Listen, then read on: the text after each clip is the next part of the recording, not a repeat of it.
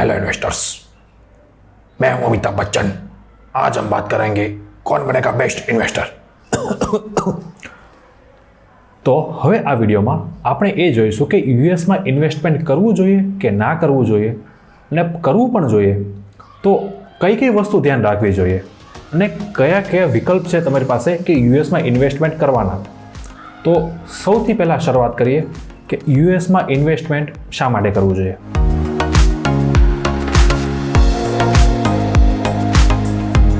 હમણાં થોડા સમયથી તો એવું લાગે છે કે બધાને મતલબ યુએસમાં ઇન્વેસ્ટમેન્ટ કરવાની મતલબ એક પ્રકારની આમ કહેવાય ને કે મોટિવેશન આવી ગયું છે. જ્યાં જુઓ ત્યાં બધા યુટ્યુબરે એકનો એક વિડીયો તો આઈએનડી મની ઉપર તો બનાવી દીધો છે. હવે આઈએનડી મની ખબર ના હોય તો તમને ખબર તો છે કે હા, એક યુએસમાં મતલબ તમે ફ્રેક્શનલ શેર તમે લઈ શકો એના માટે એક બેસ્ટ એપ્લિકેશન છે. મારા ખ્યાલ પ્રમાણે તો બેસ્ટ જ છે, પણ હું ખુદ પર્સનલ યુઝ કરતો નથી કેમ કે મારા ગોલમાં યુએસ ઇન્વેસ્ટમેન્ટ એટલું બધું આવતું નથી.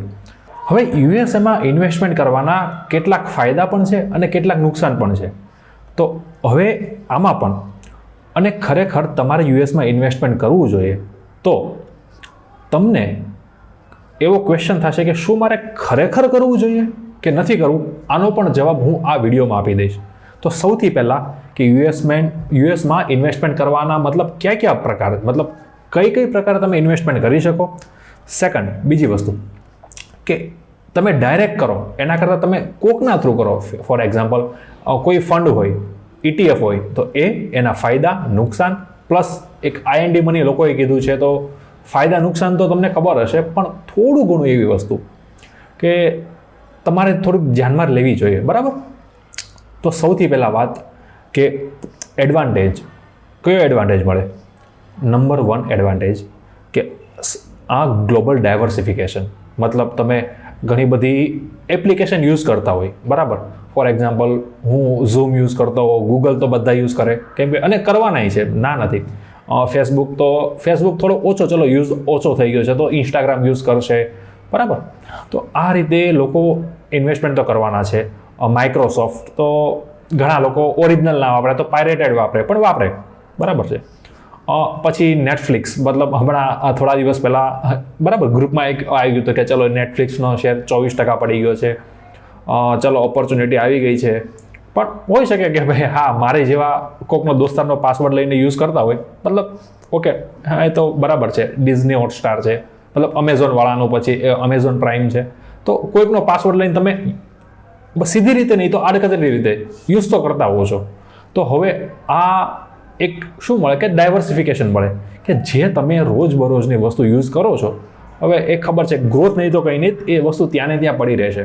તો આ એક નંબર 1 રીઝન છે કે યુએસમાં ઇન્વેસ્ટમેન્ટ શું કામ કરવું જોઈએ. Advantage number 2. તો હવે બીજી વસ્તુ શું થશે કે જ્યારે તમે કોઈ પણ કન્ટ્રી, ફોર એક્ઝામ્પલ ચાઇના છે કે યુરોપિયન કન્ટ્રી છે, કે હું પર્ટિક્યુલર યુએસની વાત નથી કરતો. યુએસમાં હા, મોટા ભાગની કન્ટ્રીના મતલબ સ્ટોક બરાબર ત્યાં લિસ્ટેડ છે, યુએસમાં છે એ તો જગ જાહેર છે, બરાબર. કેમ કે ચાઇનામાં બધા પ્રકારના સ્ટોક તમે જાઓ તો હોવાના નથી, બરાબર છે. ક્યારેક ઇવન આપણે ઇન્ડિયામાં પણ, ઇન્ડિયાના તો તમે જોશો તો આઈટીના સ્ટોક, બરાબર, તે પણ ઇન્ફોસિસ છે ફોર એક્ઝામ્પલ, તો એ પણ ત્યાં લિસ્ટેડ છે. તો આ બધા જ સ્ટોક યુએસમાં લિસ્ટેડ છે. તો એક એવો સારો એડવાન્ટેજ છે કે ઓકે, તમે ગ્લોબલ, તમે બધી કન્ટ્રીમાંથી, એવું હું એઝ અ ગ્લોબ વાત કરું છું, એક યુએસની વાત નથી કરતો પર્ટિક્યુલર. તો તમે બધી વસ્તુ તમે ટ્રેક કરી શકો. ફોર એક્ઝામ્પલ થોડા સમય પહેલાં ચાઇનાએ એવું કહી દીધું કે કોઈ પણ મતલબ અમુક કેટેગરીની કંપની, તો એ લોકોને એવું કે તમે NGO માટે કામ કરી શકો, તમે પ્રોફિટ માટે કામ ના કરી શકો. તો સીધા અમુક શેર 50%, 80%, 70%, 90% સાફ.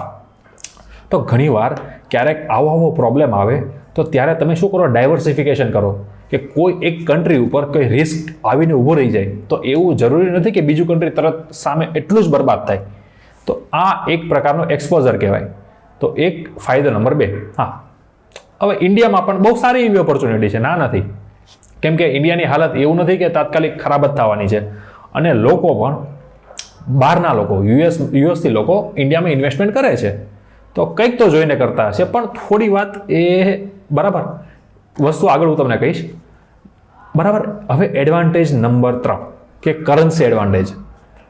તો હવે આમાં શું થશે કે કરન્સી એડવાન્ટેજમાં તમારી પાસે યુએસ ડોલર લઈએ તો ખબર છે કે ધીમે ધીમે યુએસ ડોલર વધતો જાય છે ફોર ઇન્ડિયાની સામે.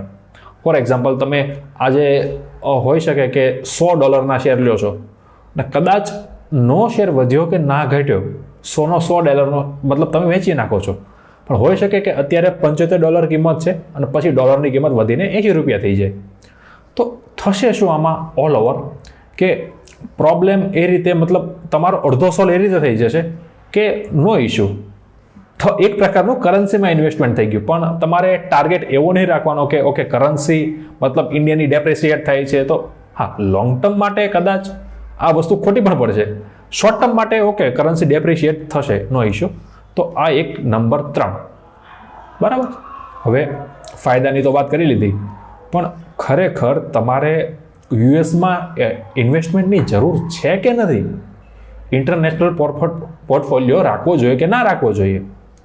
તો બરાબર, તો સૌથી પહેલાં ડિસએડવાન્ટેજમાં વાત કરીએ કે એની પહેલાં વાત કરીએ કે કયા કયા ટાઈપ છે. હું એક એઝ અ અલગ અલગ પર્ટિક્યુલર પ્રકાર બતાવીશ કે તો એના ઉપરથી તમે ટાઈપ તમે નક્કી કરી શકશો. ફોર એક્ઝામ્પલ, સૌથી પહેલાં એક ડિસએડવાન્ટેજ નંબર 1 મોટો, તમે અને હું કોણ છો? એક રિટેલ ઇન્વેસ્ટર.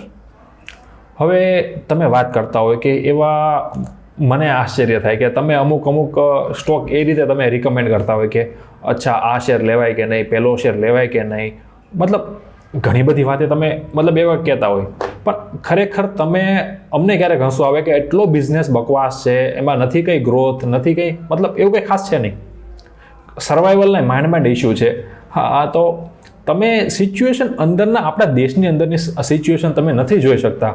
હવે તમે ત્યાં બહારના દેશની મતલબ સોશિયલ એ મતલબ કઈ રીતે સિચ્યુએશન હશે, ઇકોનોમિક્સ કઈ રીતે હશે, એઝ અ પોલિટિક્સ મતલબ કઈ રીતે સિનારીઓ ત્યાં હશે, તમે એ કઈ રીતે ટ્રેક કરવાના છો? તો સીધું તમે ત્યાં કોઈ પણ પર્ટિક્યુલર શેર લેવા જશો તો પ્રોબ્લેમ એ આવશે કે તમે ખરેખર દેશ વિશે મતલબ પૂરું નથી જાણતા, અધકચરું કદાચ જાણતા હશો. તો આ એક મોટું રિસ્ક. બરાબર. રિસ્ક નંબર 2, માની લો કે તમે ઇન્ડિયામાં ઇન્વેસ્ટમેન્ટ કરો છો તો 1 વર્ષથી વધારે તમે કદાચ તમારી પાસે સ્ટોક રાખો છો, બરાબર, કે મ્યુચ્યુઅલ ફંડ રાખો છો, તો એમાં શું થશે કે 1 વર્ષની ઉપર હશે તમારી પાસે તો તમારી પાસે long term capital gain tax 10%, જે પ્રોફિટના 10%, એ 1 લાખ ઉપરના. પહેલાં 1 લાખ ઉપર તો કોઈ ટેક્સ નહીં લાગે જે ગેઇન આવ્યો એના ઉપર, પણ આગળ એના ઉપર ટેક્સ લાગશે થોડો ઘણો, બરાબર, કે capital gain tax 10%. Same short term માટે કરો તો તમારું જે કંઈ ટેક્સ સ્લેબ આવે એ પ્રમાણે તમારો કોઈ પણ તમારો ટેક્સ લાગવાનો છે. તો આ એક શોર્ટ ટર્મમાં કે ઓકે ઇન્ડિયામાં, પણ તમે કોઈ બહારના ફંડમાં ઇન્વેસ્ટમેન્ટ કરો, બરાબર, કોઈ ETF છે એ રીતે, તો ટેક્સ કઈ રીતે લાગશે? તો નંબર 1 એ લોકોનો ટેક્સ લાગશે કે જ્યારે તમે એઝ અ 36 મંથ 3 વર્ષ કેમ હોલ્ડ કરશો તમે? બરાબર. પછી હું તમને એક મોટા રિસ્ક તમને ભેગું કરીને કહી દઉં પહેલાં એક વસ્તુ કે 36 મંથ બધામાં લાગશે. એઝ અ તમે ETF ખરીદો, બરાબર. ઇન્ડિયામાં પણ અમુક ETF અવેલેબલ છે. ફોર એક્ઝામ્પલ મોતીલાલ ઓસવાલનું, બરાબર છે, એ પણ તમને એક છે કે ઘણા બધા તમારી પાસે અમુક મતલબ કોઈ એક મ્યુચ્યુઅલ ફંડ મતલબ અથવા કોઈ ETF હશે, બરાબર, કે એમાં તમે ઇન્વેસ્ટમેન્ટ કરો છો. ફોર એક્ઝામ્પલ તમે એડલવીઝ મતલબ US ટેકનોલોજી ઇક્વિટી ફંડ, મતલબ એ ફંડ ઓફ ફંડ છે. સેકન્ડ છે કે એક એડલવાઇઝનું છે તો ટેકનોલોજી તો સ્પેશિયલ એક થીમ ઉપર ફંડ હશે કે હા એક પર્ટિક્યુલર થીમ છે. સેકન્ડ છે કે એક્સિસનું છે તો ગ્રેટર ચાઇના કરીને કે પછી અલગ એ ટાઈપના ફંડ છે, તો એ તમે એઝ અ પર્ટિક્યુલર કોઈ કન્ટ્રી વાઇઝ, બરાબર. અને થર્ડ ટાઈપનું હશે કે તમારી પાસે કોઈ એક પર્ટિક્યુલર કોઈ ડાયવર્સિફિકેશન, કોઈ એવું નહીં હોય કે હા એક કોઈ સ્પેશિયલ થીમ લઈને કે કોઈ બાસ્કેટ લઈને ચાલતું હોય, તો એ પણ એક ટાઈપના. ફોર એક્ઝામ્પલ PGIM ઇન્ડિયા કરીને છે, બરાબર. તો આ એક પ્રકારના મતલબ ઓપોર્ચ્યુનિટી ફંડ છે. તો ઘણા બધા ફંડ હશે. હવે સૌથી પહેલાં ETFની વાત કરીએ તો ઘણી વાર છે કે ભાઈ મીરાઈ અસેટ મતલબ, બરાબર છે, માફાંગ મતલબ વિચિત્ર લાગશે આ બે ફાર્મ, પણ ઠીક છે, ઓકે. તો મીરાઈ અસેટનું ETFનું ફંડ છે. તો એ શું કરશે કે એ ETF તમને માફાંગ તમે સર્ચ મારશો તો તમને મળી જશે કે ETF યુએસમાં ઇન્વેસ્ટમેન્ટ કરે છે. તો થોડી ઘણી ગૂગલ કરશો તો ડિટેલ મળશે, એનો એક્સપેન્સ રેશિયો મળશે. હા, તો ઇન્ડિયામાં છે તો ચલો ઓકે, તમને વ્યવસ્થિત એક્સપેન્સ રેશિયો પણ મળી જવાનો છે. તો આ પ્રકારના મતલબ ફંડ છે. પણ સેમ ટેક્સની વાત કે 36 મહિના ઉપર પછી એના પછી તમે સાચો તો લોંગ ટર્મ, 36 મહિનાની અંદર એટલે શોર્ટ ટર્મ, બરાબર. પછી તમે મ્યુચ્યુઅલ ફંડ લ્યો, ફંડ ઓફ ફંડ લ્યો, ETF લ્યો, બરાબર. આ બધામાં સેમ છે. હવે નંબર 2 કે ટેક્સ 1 લાખ સુધી તો કંઈ નથી ને, 1 લાખ પછી 20%, જ્યાં ઇન્ડિયામાં રિલેક્સેશન હતું, અહીંયા થોડું વધારે ટેક્સ છે. તો ટેક્સમાંથી તો ભાઈ તમે ગયા. હવે એના સિવાય બીજી બધી વસ્તુ શું થશે કે એક તો લિક્વિડિટીનો પ્રોબ્લેમ આવે કે તમે એટલી બધી લિક્વિડિટી ETFમાં નથી, જે યુએસમાં છે કે બરાબર મિલિયન્સમાં મતલબ લિક્વિડિટી હોય અને હજારોમાં પણ ના હોય. તો એક રિસ્ક તમે માની શકો. બીજું હતું કે મતલબ ઇનફ ઓપ્શન નથી. હવે ઓપ્શન તમે લિમિટેડ, મેઇન 2-4 ઓપ્શન આપણે ઇન્ડિયામાં હોય છે. સ્પેશિયલી ETFની વાત કરું છું અત્યારે, તો ETFમાં આ થોડા ઘણા એક ઓપ્શન બહુ લિમિટેડ હોય છે. તો આ એક વાત થઈ. પછી એમાં પણ એક મોતીલાલ ઓસવાલનું આવશે નેસ્ડેક, મતલબ નેસ્ડેક 100 આવશે. તો એ એક 100 જે ઇન્ડેક્સ છે એને ફોલો કરશે, કોપી કરશે. એ આઈ થિંક એ પણ સારું છે. પણ જસ્ટ પ્રોબ્લેમ કે ETF અને ટેક્સ 2 ઇસ્યુ આવી ગયા છે. પછી છે number 2, fund of fund. For example, હું તમને એક ફંડ ઓફ ફંડનું એક છે ને કોન્સેપ્ટ એક તમારા સાથે લઈ લઉં છું કે ફીડર ફંડ. તો હવે એ ફીડર ફંડ અને ફંડ ઓફ ફંડમાં પહેલાં તફાવત કહી દઉં કે ફીડર ફંડ શું હોય છે કે ફોર એક્ઝામ્પલ મારું જે મતલબ ફંડ છે પણ મારા નામ ઉપર કોઈ એક માણસ પૈસા કલેક્ટ કરે છે. ફોર એક્ઝામ્પલ કેયુરભાઈ છે તો કેયુરભાઈ US ફંડમાં પૈસા ઇન્વેસ્ટમેન્ટ કરે છે. પણ હું શું કરીશ કે ભાઈ જો મારા ફંડમાં પૈસા આવશે પણ બરાબર આ વૈદિકભાઈ થ્રુ આવશે કે ઇન્ડિયામાંથી વૈદિકભાઈ પૈસા કલેક્ટ કરશે, એ પૈસા મને આપશે. તો એ ફીડર ફંડ કહેવાય. તો આ પ્રકારના પણ ફંડ હોય છે. અને બીજું એક છે fund of fund. For example કોઈ એક માણસનું મ્યુચ્યુઅલ ફંડ છે તો એ મ્યુચ્યુઅલ ફંડ બીજા મ્યુચ્યુઅલ ફંડમાં ઇન્વેસ્ટમેન્ટ કરે. તો આ પ્રકારના પણ FOF આવેલા હોય છે, બરાબર. તો હું તો પહેલેથી જ ના પાડું છું કે ફંડ ઓફ ફંડમાં એક તો તમારે ખુદ પહેલું મ્યુચ્યુઅલ ફંડ પોતાનો ચાર્જ લે છે, એ મ્યુચ્યુઅલ ફંડ બીજા મ્યુચ્યુઅલ ફંડમાં ઇન્વેસ્ટમેન્ટ કરશે, એ પોતાનો એક્સપેન્સ રેશિયો લે છે, બરાબર. તો હવે સીધી વસ્તુ છે કે તમારે એક્સપેન્સ રેશિયો કવડો મોટો થાય છે કે 1.5% 2%નો થાય, પણ એ ઓલ ઓવર તમારા રિટર્નમાં પ્રોબ્લેમ આવે. હવે એ એક્સપેન્સ રેશિયો પ્લસ તમારો ટેક્સ વાળું મતલબ આઈ થિંક બહુ ખરાબ બેટ કહેવાય મારા ખ્યાલ પ્રમાણે. તો આ એક નાનો એવું એક્ઝામ્પલ છે કે ફંડ ઓફ ફંડમાં હું કહું છું કે રિસ્ક તો ગણાવી દીધા છે. અને એક મહત્વની વાત એ છે કે મોટા ભાગના ફંડ ઓફ ફંડ ઇન્ડેક્સને પણ બીટ નથી કરતા. તમારે હું ખોટું બોલતો હોઈશ ને તો તમારે છે ને એક અમુક વાત એક જોઈ લેવાની કે અમુક ફંડ છે ને એ સૌથી શું કરશે, સૌથી પહેલાં કે એ ફંડ બનાવશે, બરાબર છે. પછી લોંગ ટર્મ જો સક્સેસ ના થાય તો એ ફંડને બંધ પણ કરી દેશે. મ્યુચ્યુઅલ ફંડમાં પ્રોબ્લેમ જ આવે કે ઘણીવાર શું થશે કે મ્યુચ્યુઅલ ફંડમાં પ્રોબ્લેમ એ કદાચ જો સક્સેસ તમે થઈ ગયા, એક હું તમને કહું ને કે મ્યુચ્યુઅલ ફંડનું કાળું સત્ય કે કદાચ તમે સક્સેસ થઈ ગયા તો ઓકે ભાઈ તમે ગુડ છો, વાંધો નહીં, તમને મતલબ જે મ્યુચ્યુઅલ ફંડ ચલાવે છે એને બહુ સારો એવો ફાયદો પણ એપ્રિસિએશન મળશે. પણ કદાચ સક્સેસફુલ ના થયા તો ભાઈ તકલીફના પાર નથી તમારા માટે. કેમ કે તમારે કદાચ બીજો કોઈ ફંડ મેનેજર અપોઇન્ટ કરી દેશે, તમારે નીકળી જશે. તો ઘણીવાર શું થશે કે મ્યુચ્યુઅલ ફંડવાળા બહુ રિસ્ક લેતા નથી, જે મોટા ભાગે ઇન્ડેક્સની કોપી મારે છે. તો મતલબ તો હું તમને એમ કહું છું કે આવું કરવા કરતાં તમારે કોઈ ઇન્ડેક્સ ફંડ હોય ને પર્ટિક્યુલર, તો એમાં તમે કન્ટિન્યુ તમે કરી શકો ઇન્વેસ્ટમેન્ટ, તો પણ તમારે સુધી ચાલશે. તો આ એક નાનો એવી વસ્તુ છે કે જે તમારે ધ્યાનમાં લેવું જોઈએ. અને બીજી એક વસ્તુ કે સૌથી એક, અને જો કદાચ ખરાબ પરફોર્મન્સ થયું તો ક્યારે સ્કીમ બંધ થઈ જશે અથવા સ્કીમનું નામ બદલાઈ જશે, પાસ્ટ રેકોર્ડ ખબર ને ભૂલી જશે, ડિલીટ. ભાઈ જે રીતે સ્ટોક રિકમેન્ડેશન આવે કે અત્યારે આ સ્ટોક વેચી નાખો. હવે અઠવાડિયા પહેલાં લોકો બાય કરવાનું કહેતા હતા કે ખરીદો. માર્કેટ હમણાં 3 વાર ઉપરી 3 દિવસ પડ્યું છે તો વેચો. સેમ સિચ્યુએશન, ખબર જ નહીં પડે તમને.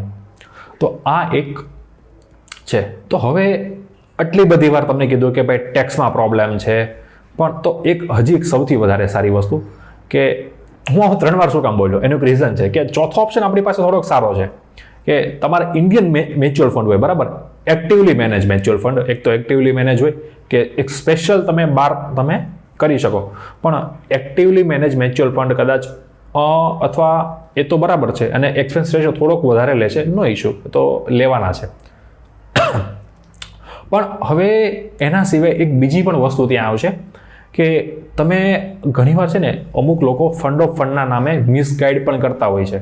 ફોર એક્ઝામ્પલ, કોઈ એક ફંડ છે, બરાબર, માન લે કે ઇન્ડિયાનો કોઈ ફંડ છે, તો એ કોઈ યુએસમાં જેપી મોર્ગનમાં મતલબ એ લોકોના ફંડમાં ઇન્વેસ્ટમેન્ટ કરતું હોય, તો કદાચ ઘણીવાર લોકો પોતાનો એક્સપેન્સ રેશિયો બતાવશે. પછી એ છે ને એ શું કરશે કે જે બીજા ફંડમાં ઇન્વેસ્ટમેન્ટ કરે છે એનો એક્સપેન્સ રેશિયો નહીં બતાવે. તો હવે એ કઈ રીતે થશે? તો એમાં તમારે વેબસાઇટ ઉપર જવું પડશે, પછી એ ગોતવું પડશે અંદર કે હું કોઈ પર્ટિક્યુલર એક સ્ટોક મતલબ કોઈ મ્યુચ્યુઅલ ફંડનું નામ લેવા નથી માંગતો, પણ તમારે અંદર જઈને જોવું પડશે કે ખરેખર આ લોકો એક્સપેન્સ રેશિયો કોનો કેટલો લે છે, એક પોતાનો ખુદનો છે કે આખો બધાનો ભેગો કરીને છે એક્સપેન્સ રેશિયો. તો આ એક માનવાનું, કેમ કે આમાં છે ને મતલબ લ્યુફોલ્ટ ગોતવાને બહુ ઇઝી છે. તો મે બી તમે એક આ વસ્તુ અવોઇડ 100% કરજો અને કરી શકશો તો મતલબ બેટર રહેશે તમારા માટે જ.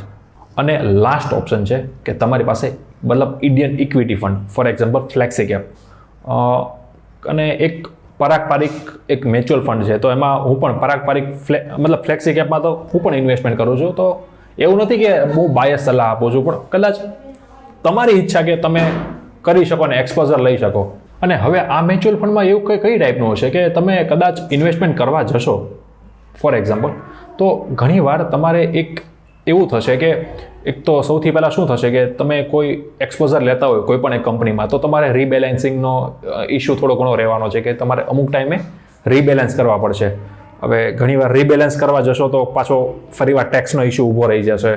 તો બેટર છે કે તમે મતલબ પરાગ પારીખ ફ્લેક્સી કેપનું એક્ઝામ્પલ આપ્યું છે, તો તમે પરાગ પારીખમાં તમે ઇન્વેસ્ટમેન્ટ કરશો.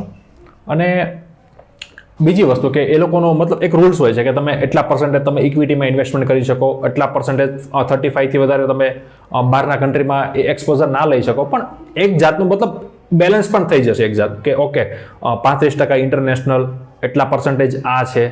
તો આ એક મતલબ એક પ્રકારની એક સારી બેટ કહેવાય તમારા માટે. ઓકે, તો ઇન્ડિયન મ્યુચ્યુઅલ ફંડ જો મતલબ એ લોકો જો બહારની મતલબ કોઈ પર્ટિક્યુલર દેશમાં અથવા કોઈ સ્ટોક રાખતું હોય તો બેટર છે, કેમ કે ટેક્સ પણ ઇન્ડિયાના મતલબ જે રીતે લાગે છે એ રીતે લાગશે. હવે સવાલ મેઇન ત્યાં કે શું તમારી મતલબ ઇન્ટરનેશનલ મતલબ એમાં ઇન્વેસ્ટમેન્ટ કરવું જોઈએ કે નહીં.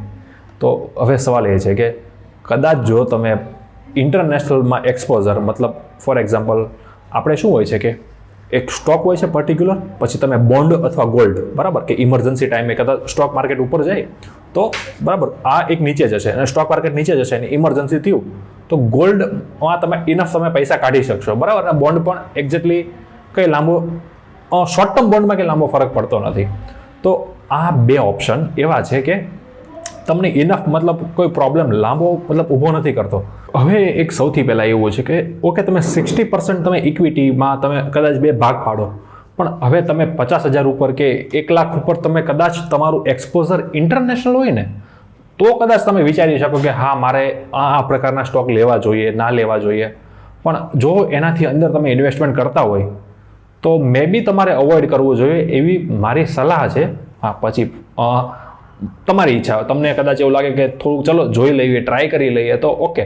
પણ એક વસ્તુ હંમેશા યાદ રાખવાની કે હર્ડ મેન્ટાલિટી છે ને, કે 2 વર્ષ પહેલાં કોઈ વાત જ નહોતું કરતું, અત્યારે લોકો મતલબ એવું છે કે ચલો કે યુએસના સ્ટોક લેવા જોઈએ ને ઇન્ટરનેશનલ પોર્ટફોલિયોમાં એક્સપોઝર રાખવું જોઈએ. હવે આવું કહેશે કેમ કે હવે યુટ્યુબરને અમુક એ રીતે થશે કે ત્યાંથી એને પૈસા મળે છે કે હોય મતલબ આઈડી મનીના તમે ચલો કે સ્પોન્સરશિપ આવે છે તો એ લોકો પૈસા આપે તો વિડીયો બનાવે છે. તો એ લોકોનો તો ફાયદો એને એ લોકોને ખબર છે કઈ રીતે થવાનો છે ને લોકોની મતલબ મેન્ટાલિટી ક્રિએટ કરવામાં આવે.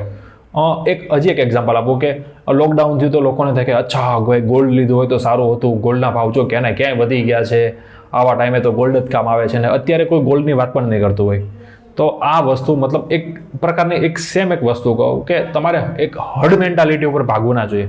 હા, તમે લોંગ ટર્મ એવું ક્રિએટ કરવા બેસશો તો બેટર છે, બાકી નહીંતર પહેલાં બિટકોઇન જેવું થશે કે ક્રિપ્ટોકરન્સી પહેલાં વચ્ચે બહુ બૂમમાં ચાલી હતી તો લોકોએ કીધું કે હા યાર લોંગ ટર્મ માટે તો બહુ બ્લોકચેન તો બહુ સારું છે, તો બરાબર છે. તો અહીંયા સુધી વિડીયો રાખીએ. અને એના સિવાય તમારે કદાચ એક ઇક્વિટી સ્ટોકમાં આઈએનડી મની ઉપર થોડો એવો નાનો એવો વિડીયો હવે નેક્સ્ટ ટાઈમ હું બનાવી લઈશ અને તમને બતાવી દઈશ કે થોડું ઘણું શું એડવાન્ટેજ છે. કેમ કે હું સલાહ નથી આપતો, મને કોઈને સ્પોન્સર કર્યો નથી, તો બેટર છે કે ઓકે તમે મતલબ બાયસ તરીકે તમે નહીં જુઓ. તો અહીંયા સુધી વિડીયો રાખીએ અને તમને ગમ્યું હોય તો વિડીયો લાઈક કરજો. અને કદાચ તમને લાગ્યું હોય કે ઓકે અમે જેન્યુઇન કામ કરીએ છીએ, તો તમે કદાચ કોમેન્ટમાં લખી શકો, અથવા તમને ડાઉટ પણ હોય તો એ પણ તમે કોમેન્ટમાં લખી શકો. ઓકે, તો મળીશું આપણે આવતા વિડીયોમાં.